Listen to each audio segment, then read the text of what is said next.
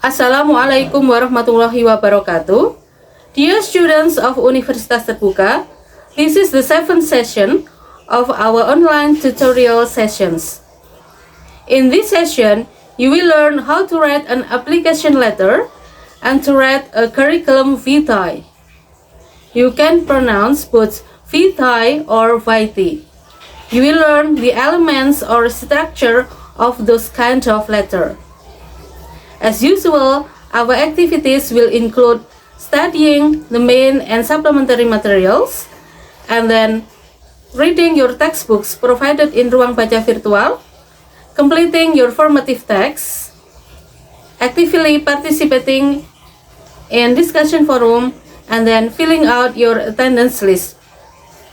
Don't forget to complete your assignment, as we know that you must do the assignment at the 3rd, 5th, and 7th session. I hope you follow this session enthusiastically. Happy learning. Wassalamualaikum warahmatullahi wabarakatuh.